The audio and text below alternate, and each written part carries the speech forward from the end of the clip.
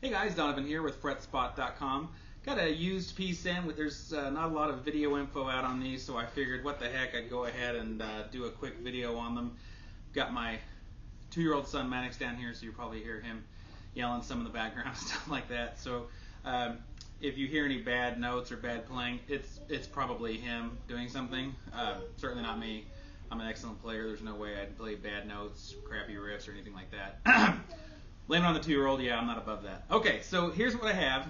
It's a Pavel, and this is a Hadara, and it's a deluxe 6-string. It's made in February of 2010. Pretty unique piece, really beautiful piece too. I'll go over a bit of the specs. We've got a 0 fret here. See if you can see that. Concept of the 0 fret is to allow your open strings to sound more like your fretted strings.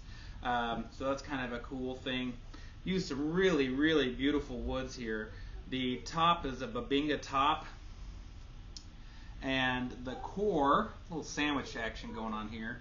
That dark strip you see there in the core, that's Wingay, and then the back is alder. So you get like a warm sounding bass, still got a little bit of aggressiveness, some nice mid-range, but that alder back really gives it some nice warmth to it. A lot of times if you get a bass with Wingay or even Babinga, sometimes they can be sort of kind of real mid-rangey, almost to the point of being harsh, but the alder, I think, on this sort of smooths it out. Then on the neck, we've got a rosewood fretboard and maple wings there, and then a Purple Heart stringer right down the middle. It's really pretty nice. One more thing I forgot to mention, it is a 34-inch scale. It's pretty unique. Usually these are 35-inch, but this is 34-inch, which does make it custom. And then on the back, that's Wingay on the for the cover panels there. Inside the covers, it's really, really well lined. It's copper lined, and they've done Pavera's done a really nice job with that. Beautiful bass in mint condition, really pretty slick. So lots of controls on this thing. This is, to me, it's the kind of thing that makes it really unique. Got Bartolini pickups. I'm assuming a Bartolini preamp. I'm not positive on that, but volume, blend, treble, mid, bass, and then these switches are series and parallel switches, and they allow you to get some extremely versatile tones out of this bass.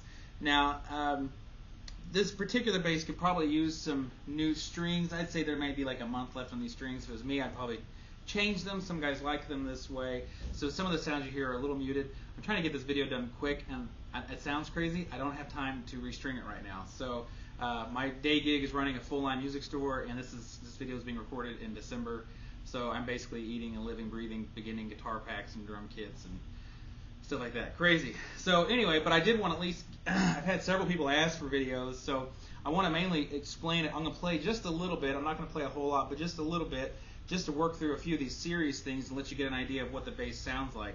And I'm also, today, I don't usually record just with the camcorder mic or the webcam mic. I'm going to use it today just to make it quick so I can talk about what I'm doing.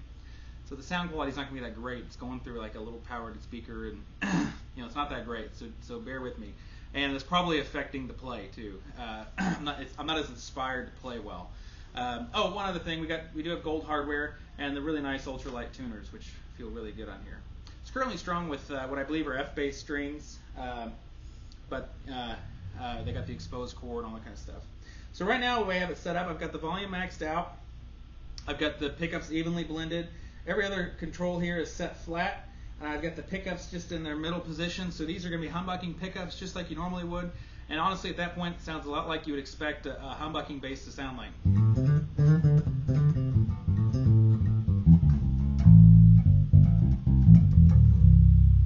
So it's good sounding bass, but it sounds like a lot of things that are out there, so it's not super unusual. It's a little aggressive sounding. When you pull them both up, they're in parallel at that point, and to me,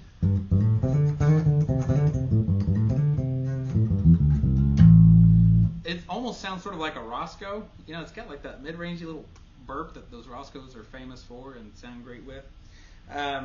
We can get kind of a Music Man tone if we, let me think about this. If we blend it to the neck, Push down on that, pull a few mids, boost some trebles, boost some lows. I don't play a lot of 6-string.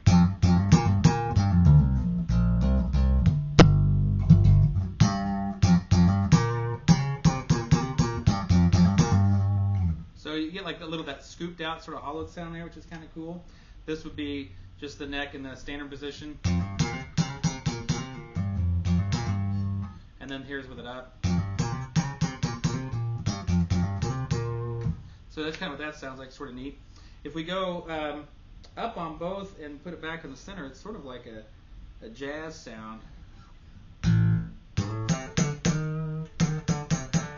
I got a lot of minor fifth in me here.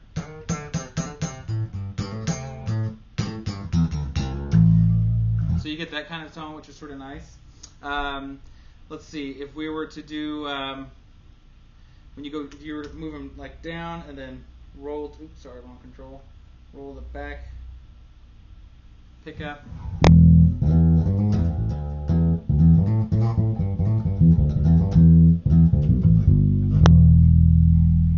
It's real warm, and if you were to do the same thing but go on the neck pickup,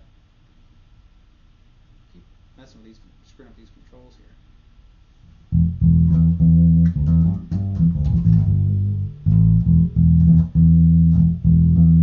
Almost like a P-bass kind of sound.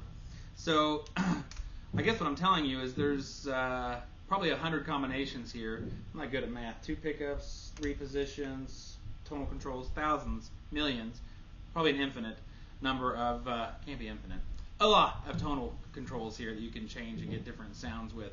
The flat sound, again, if we just put it back to that, you know, it's a pretty good sound in and of itself. But the thing really starts to open up when you start engaging the switches.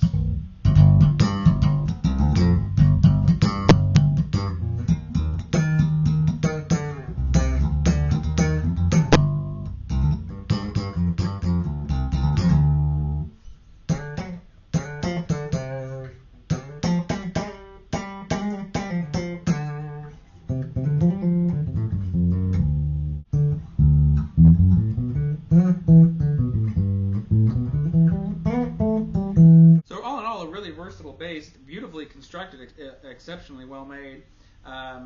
You know, new. This Pavel would go for about, you know, I think when I talked to him a few weeks ago, he said about $5,500. So, you know, it's not a cheap bass, and I've got just a hair under 3 in it, and took it on trade towards an F bass, of course, as one would probably imagine. But really, you know, a beautiful instrument. That I'm sure it's superbly constructed, and I think the only sticking point for some people might be, obviously, do they want a 6-string? But you know, the Bartolini pickups are pickups that you either like or you don't like, and they really nail that like kind of mid-rangey burpy kind of sound. I love those. You hear them in Roscoe, you hear them in MTDs and stuff like that, and they just sound great for that. If you're an F-bass fan, I don't know that this bass would be the bass for you. I like the preamp, actually. The preamp's pretty decent. It's not as bad as what a lot of preamps that you'll usually find with like Bartolini's. It's not super powerful, so that if you boost everything, it just sounds like garbage.